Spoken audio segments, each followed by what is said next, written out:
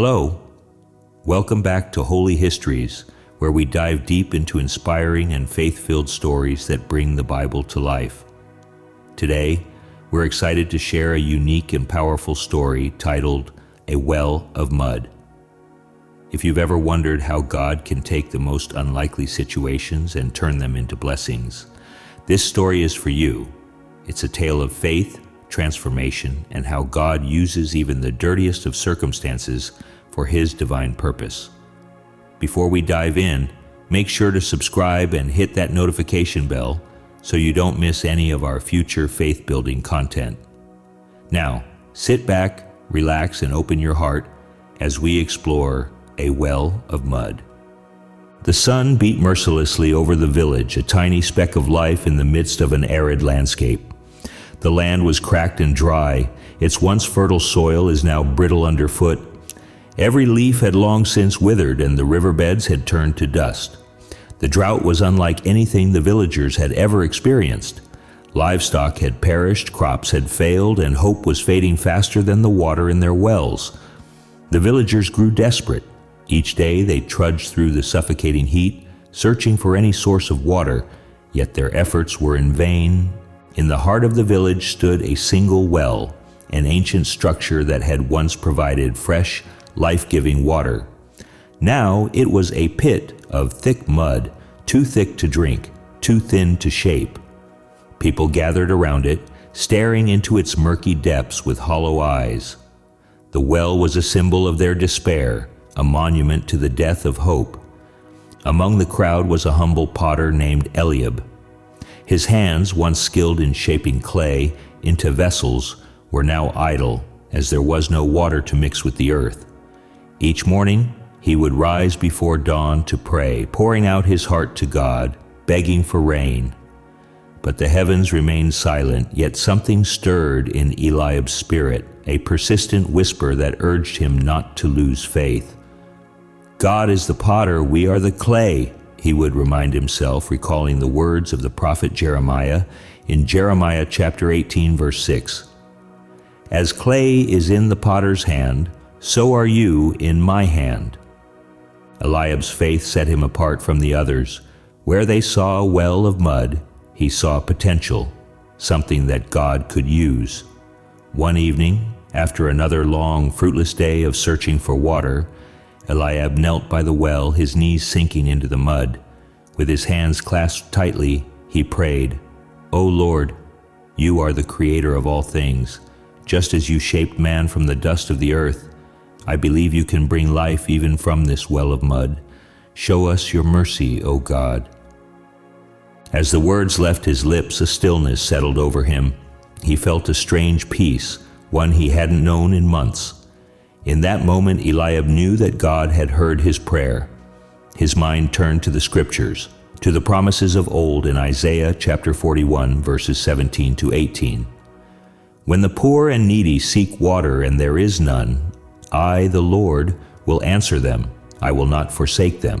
I will make rivers flow on barren heights and springs within the valleys. Eliab clung to this promise, sensing that God was about to move in a way no one expected.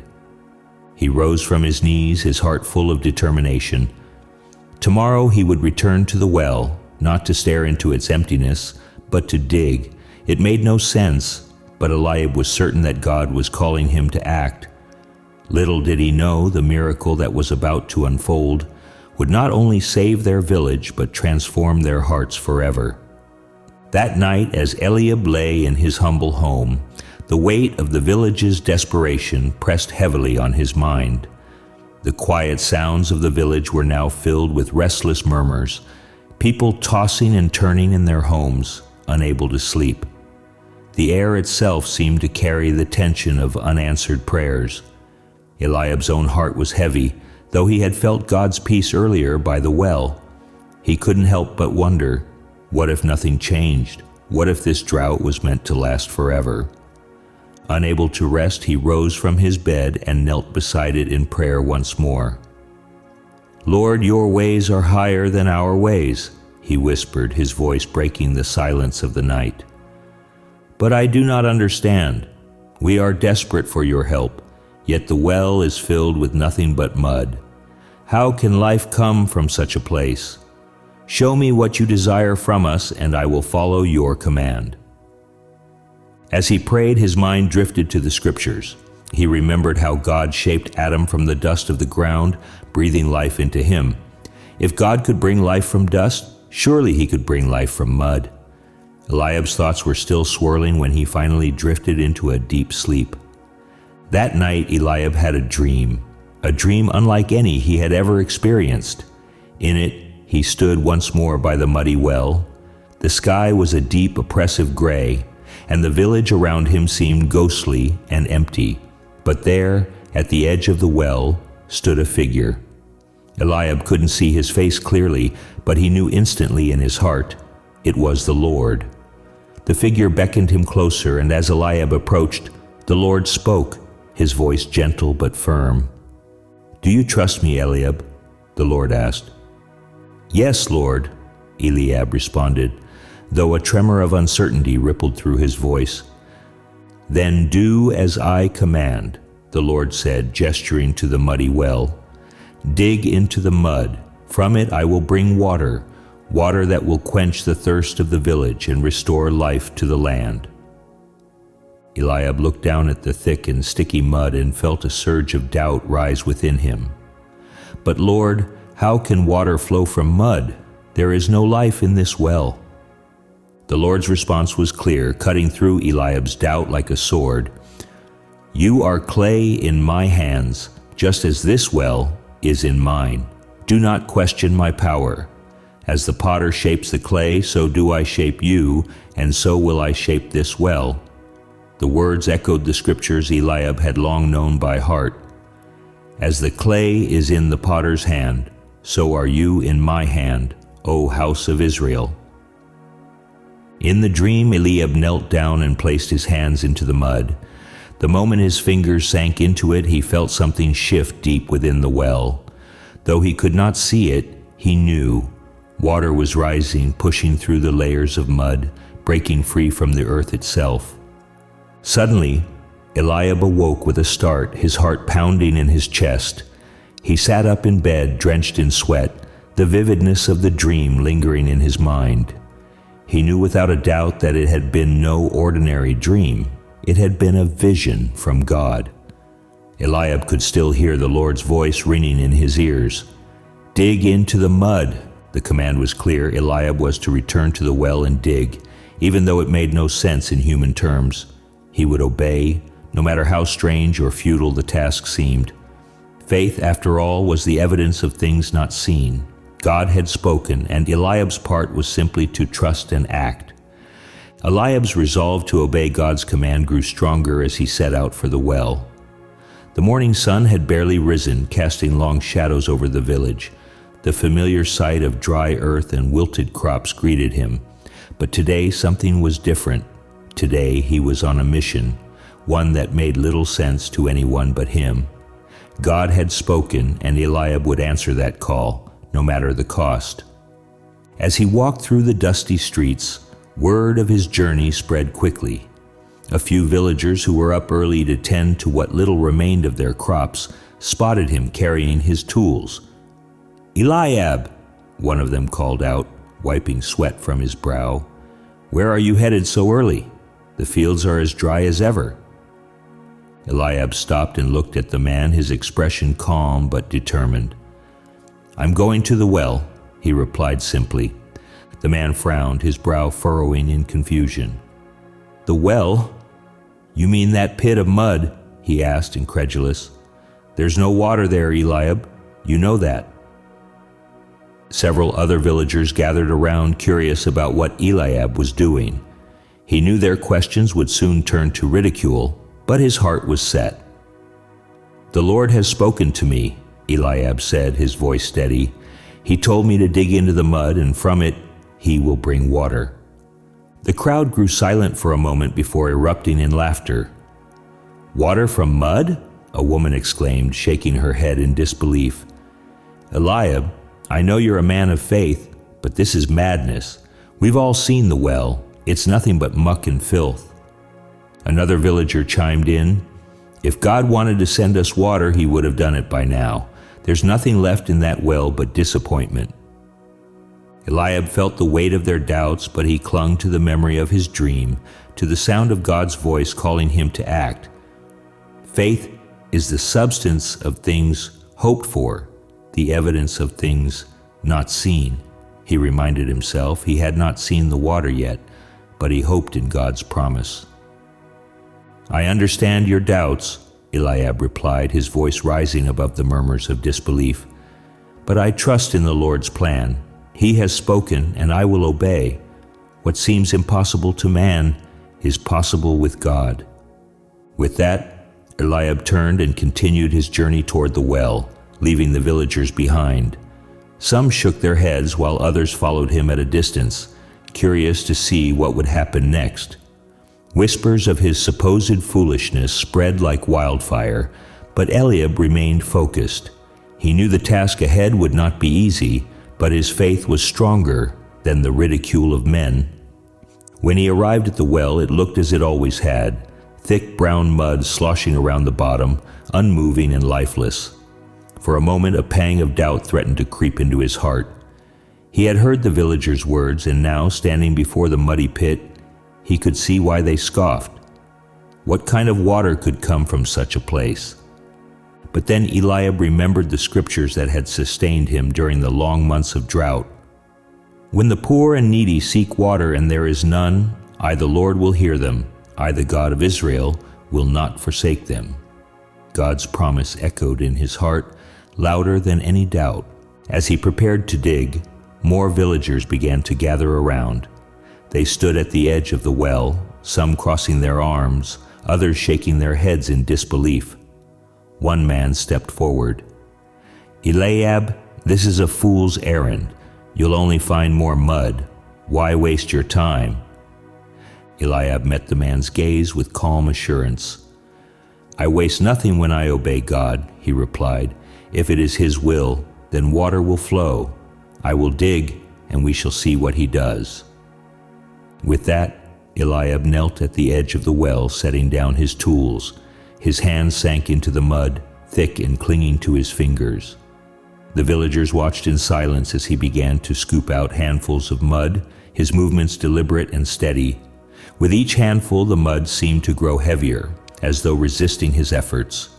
Yet Eliab pressed on, his faith like an anchor, keeping him grounded. The sun rose higher in the sky as Eliab worked, the heat pressing down on him like a weight. Sweat poured from his brow, mixing with the mud on his hands. Every now and then, he glanced up at the crowd, their skeptical faces showing no sign of belief. Yet, as his arms grew tired, his spirit remained strong. He recalled again the voice of the Lord from his dream, commanding him to dig, to trust, and to believe. As he continued to dig, the villagers remained, watching with bated breath. Some of them murmured among themselves, but Eliab's focus never wavered.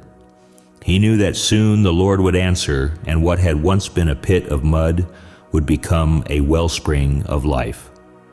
His fingers had grown raw, and his muscles ached from hours of digging, yet he did not stop. Each scoop of mud he pulled from the well was an act of faith, a declaration that he believed in God's promise, no matter how impossible it seemed. As he worked, the crowd around him grew larger. Word had spread quickly through the village.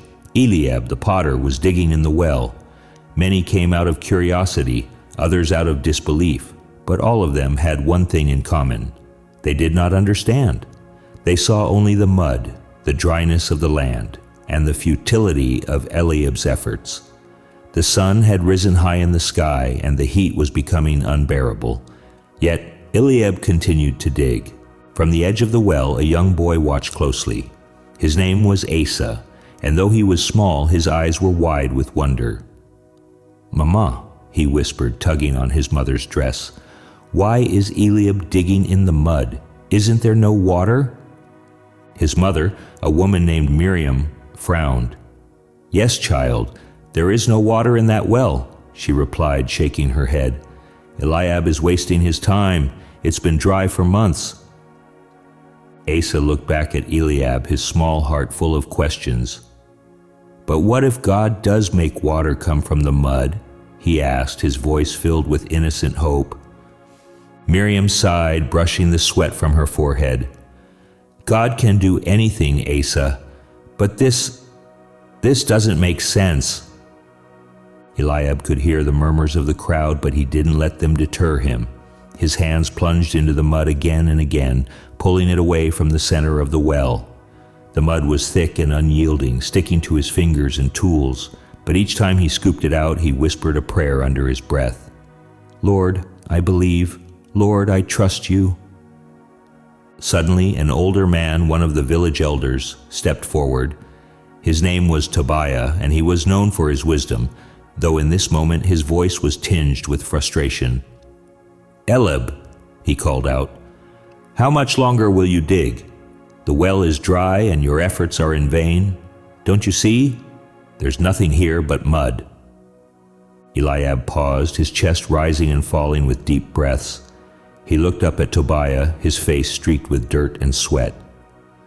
"I dig because the Lord commanded me to dig," Eliab answered, his voice steady. "It is not for me to understand, but to obey. God promised that water would come, and I trust him." Tobiah's brow furrowed. "But where is this promise? We have all prayed for rain, for the return of the river, but nothing has happened. What makes you so sure?" Eliab stood up, wiping the mud from his hands as best as he could. "God's promises are not bound by what we can see," he said. "Faith is believing in what we cannot see and trusting in what we hope for." "I had a dream, Tobiah. The Lord spoke to me and told me to dig. He said that from this mud he would bring water." The crowd stirred at his words, some scoffing, others whispering to one another. Tobiah crossed his arms, clearly unconvinced. "Dreams are not always from God, Eliab. Sometimes they are just figments of our own minds." Eliab looked around at the faces in the crowd, seeing their doubt, their skepticism. He knew that many of them had already given up hope, that their hearts had grown hard during the drought. But Eliab could not afford to lose hope, not now. He believed in the God who had delivered their ancestors, the God who had parted the Red Sea and brought water from a rock in the wilderness. If God could do that, then surely he could bring water from this well. Eliab turned back to the well, determined to continue. He knelt once more and plunged his hands back into the mud. His fingers were trembling now, not from doubt, but from sheer exhaustion. The act of digging had become more than just a physical task. It was a spiritual battle. With each handful of mud, Eliab was declaring that his faith was stronger than his doubt, that God's word was truer than the reality he saw before him. As the hours passed, the sun climbed higher in the sky. The heat was oppressive, and the villagers began to grow restless. Some wandered away, muttering to themselves that Eliab's efforts were in vain. Others stayed, watching in silence, unsure of what to make of his persistence. Then, just as the sun was beginning to sink toward the horizon, something happened. Eliab, his hands deep in the mud, felt a sudden coolness against his fingers. His heart skipped a beat. Was it possible? He dug faster now, his breath coming in quick gasps. The mud seemed to give way, becoming softer, more pliable. And then, to his astonishment, he saw it, a small trickle of water bubbling up from the bottom of the well. For a moment, Eliab could hardly believe it. He had dreamed of this moment, had prayed for it, but now that it was here, it seemed too good to be true. Yet the water continued to rise, slowly but surely pushing its way through the layers of mud. The crowd gasped as they saw the water bubbling up from the well. Asa, the young boy, tugged on his mother's sleeve again. "Mama, look, water!" he exclaimed, his face lighting up with joy. Miriam stared in disbelief. "It can't be," she whispered, but there it was, clear and undeniable, a trickle of water, small at first but growing stronger with each passing moment. As the water continued to rise, the crowd's disbelief turned to awe. People began to rush forward, their hands cupping the water as it pooled at the bottom of the well. It was not much yet, but it was enough, a sign that God had heard their cries, that he had not forsaken them. The well that had once been filled with mud was now becoming a source of life. Eliab stood back, watching as the villagers rejoiced, their faces alight with wonder and gratitude. He smiled, his heart full. The Lord had done what he promised, turning what seemed like a hopeless situation into a miracle. The act of digging, though exhausting, had not been in vain. An older woman whose hands were calloused from years of hard labor wept openly as she let the cool water slip through her fingers. "Praise the Lord," she cried, "he has not forgotten us." Tobiah, the village elder who had doubted Eliab earlier, stood in stunned silence. His eyes, once filled with skepticism, were now wide with awe. He approached Eliab, his voice shaking. "Eliab, I was wrong. You were right to trust in the Lord. How did you know he would do this?" Eliab shook his head, his face humble. "I didn't know," he admitted. "I only believed what the Lord told me.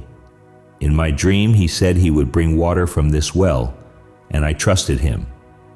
For my thoughts are not your thoughts, neither are your ways my ways, declares the Lord. I only obeyed, and God did the rest." Tobiah nodded slowly, absorbing Eliab's words. "You had faith when the rest of us had none. We all doubted, and yet the Lord has shown his mercy." As the villagers continued to gather around the well, scooping up the water and offering thanks to God, the miracle deepened. What had started as a small trickle was now growing into a steady flow. The water rose faster, spilling over the edges of the well, its clarity gleaming in the afternoon light. It was not just enough to quench the immediate thirst of the villagers, it was a wellspring of life, a promise of restoration for the entire land. An elder named Reuben, his face lined with years of worry and toil, knelt beside the well. His hands trembled as he gathered the water, lifting it to his lips. When the cool liquid touched his tongue, he closed his eyes and exhaled a long breath of relief. "The Lord has answered our prayers," he said, his voice thick with emotion. "After all these months of drought, we have water again. Truly, this is a miracle." The word spread quickly through the village, and soon everyone had come to see the well. People who had once mocked Eliab now came to him with tears in their eyes, thanking him for his obedience and faith. They marveled at the water, at how God had chosen to provide through such an unlikely means. The well, which had once been a source of frustration and hopelessness, was now a symbol of God's power and provision. As Eliab stood by the well, watching the people rejoice, he felt a gentle nudge in his spirit. He turned and saw a figure approaching, one of the elders from a neighboring village.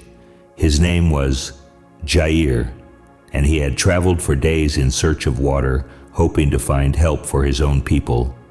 His clothes were dusty, his face drawn with exhaustion, but his eyes were wide with astonishment as he approached the well. "I heard rumors," Jair began, his voice hoarse, "that water had been found here. Is it true?" Eliab nodded, gesturing to the well. "It's true. The Lord has provided." Jair took a few hesitant steps forward, staring in disbelief at the clear water flowing from the well. "How," he whispered, his voice filled with awe, "how can this be? This well was nothing but mud." Eliab smiled gently. "It was the Lord's doing," he explained. "He told me to dig, even though there was nothing but mud, and I obeyed. The water came just as he promised." Jair knelt beside the well, his hands shaking as he dipped them into the water. He drank deeply, the cool liquid reviving his parched body. When he rose to his feet again, his eyes were filled with tears. "Our village has been without water for so long," he said quietly. "We prayed and prayed, but nothing came. Now I see that God has not forgotten us." Eliab placed a hand on Jair's shoulder, his heart full of compassion. "Take as much as you need for your people," he said. The Lord has given this water not just for our village, but for all who come in need." Jair nodded gratefully, and soon he and the other travelers from his village began filling their jars and flasks with the precious water. It was a moment of shared joy, of unity between two villages that had both suffered under the weight of the drought. As the sun began to set, casting a warm golden light over the land, Eliab stood back and watched as the villagers and their neighbors rejoiced. The well, once a symbol of barrenness, was now overflowing with life. The miracle of the water was more than just physical. It was a testament to God's faithfulness, to his ability to bring hope from despair and life from death.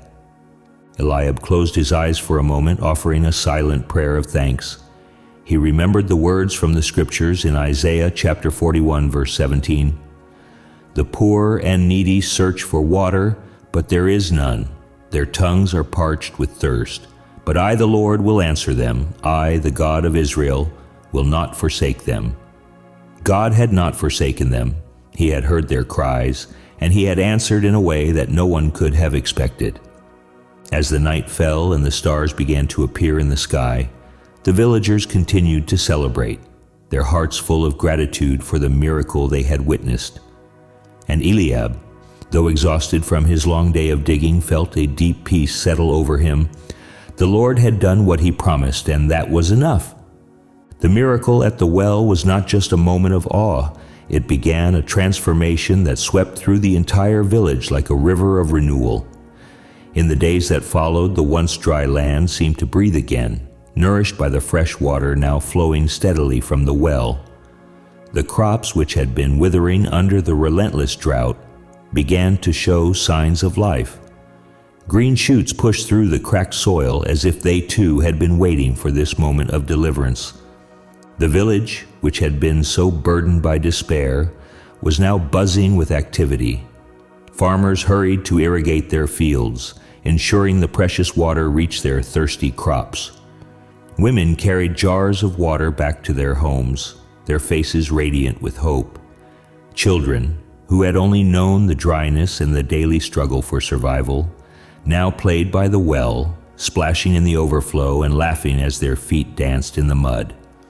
Eliab, the humble potter who had been God's chosen instrument in the miracle, walked through the village with a quiet sense of purpose. He was greeted with smiles and words of thanks wherever he went, but he was quick to deflect the praise. "It was the Lord," he would say simply, pointing to the sky. "I only obeyed." The village elder, Tobiah, who had once doubted Eliab's faith, now stood as a testament to the power of humility and repentance. His transformation was perhaps the most striking of all. The morning after the miracle, Tobiah had gathered the village together in the square, his heart heavy with conviction. "I was wrong," he admitted, his voice breaking. "I doubted the power of God.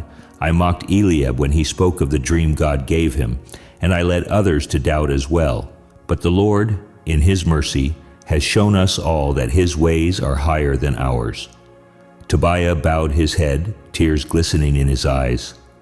"I ask for your forgiveness, and more importantly, I ask God's forgiveness for my unbelief." The villagers, moved by his sincerity, forgave him, and many came forward to confess their own struggles with doubt and fear. It was as if the wellspring of water had unlocked a wellspring of repentance and reconciliation. The village, which had once been fractured by the weight of their troubles, was now united in a new way, by their shared experience of God's grace. In the weeks that followed, the village became a place of pilgrimage.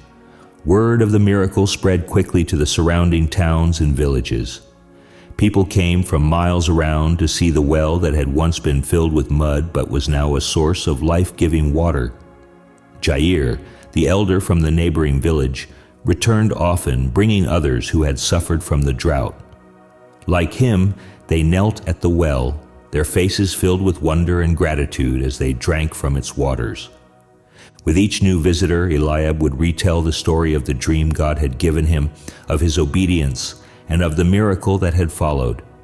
It was never a story of his own doing, but always a testimony of God's faithfulness. "The Lord is gracious and compassionate, slow to anger and rich in love," he would say, his voice filled with awe. "Even when we don't understand, he is working for our good." But the greatest change of all was in the hearts of the people. The miracle of the well became more than just a physical provision. It was a spiritual awakening. The villagers, who had once been consumed by fear and doubt, now walked in faith. Their prayers, once filled with desperation, were now filled with trust and praise. Families gathered around the well each morning, not just to draw water, but to offer thanks to God for his provision and his presence. The village elder Reuben, who had been known for his stoic demeanor, now led the people in daily prayers of thanksgiving.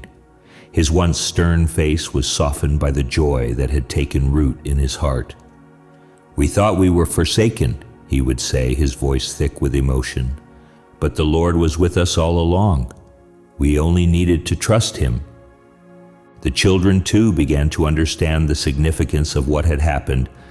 Asa, the young boy who had watched Eliab dig in the mud with such innocent curiosity, now spoke of the well with awe. "God can do anything," he would tell his friends as they played by the water. "Even when things seem impossible, God can make a way." As the days passed, the village flourished in ways they had never imagined. The fields were full of life, the well continued to provide water in abundance, and the hearts of the people were transformed. What had once been a place of dryness and despair was now a place of faith, hope, and joy. Eliab, though still the quiet potter he had always been, had become a beacon of faith in the community. He continued his work, molding clay with his hands, but now each vessel he shaped was a reminder of the lesson God had taught them all, that just as the potter shapes the clay, so God shapes the lives of his people. And just as he had brought water from the well of mud, he could bring life and hope from even the most unlikely places. The impact of the miracle was not just in the provision of water, but in the deep, lasting change it brought to the village, a change that rippled out far beyond its borders, touching the lives of all who heard the story. As the seasons changed and the village continued to thrive, the well remained a symbol of God's unwavering faithfulness. The once barren land now bore fruit, and the villagers who had once been plagued by doubt were filled with a renewed sense of purpose and trust in God. The well's waters never ran dry, and each day the people would gather there, not only to quench their thirst, but to reflect on the miracle that had saved them. Eliab, standing by the well one quiet evening, looked out over the fields that were now green with life. The sun was setting, casting a golden glow over the land, and the sounds of laughter and joy filled the air. It was a far cry from the despair that had once gripped the village. He smiled as he remembered the words God had spoken to him in the dream. God had indeed brought water from the mud, but he had also brought something deeper. He had brought transformation. In a moment of quiet reflection, Eliab thought about the journey they had all taken. It had been a journey of faith, from doubt to belief, from hopelessness to hope. The well had become more than just a physical source of life. It had become a testament to what God could do with something as simple and humble as mud. It was a reminder that God's ways are beyond understanding, and that in his hands even the most unlikely things could become instruments of his glory. The words of the prophet echoed in Eliab's heart. "Like clay in the hand of the potter, so are you in my hand." God had taken the village, dry and cracked like the earth itself, and shaped it into something new, something beautiful. As Eliab knelt by the well, he offered a prayer of thanksgiving. The journey had not been easy, but it had been worth it. God had been faithful, and the village had been forever changed. The well of mud was no longer just a well of water. It was a well of faith, of hope, and of God's eternal promise to be with his people, even in their darkest moments. And so, the story of the well became the story of the village, passed down from generation to generation, a reminder that with God, all things are possible, even water from the mud. Thank you for watching this powerful story of faith and transformation. We hope A Well of Mud has inspired you to trust in God's plan, even in the most challenging situations. If this story touched your heart, don't forget to like the video, share it with your friends, and leave a comment below on what spoke to you the most. We'd love to hear your thoughts. Also, make sure to subscribe too for more stories that strengthen your faith and encourage your walk with God. Until next time, remember, God can turn even the muddiest of wells into a source of life. Stay blessed.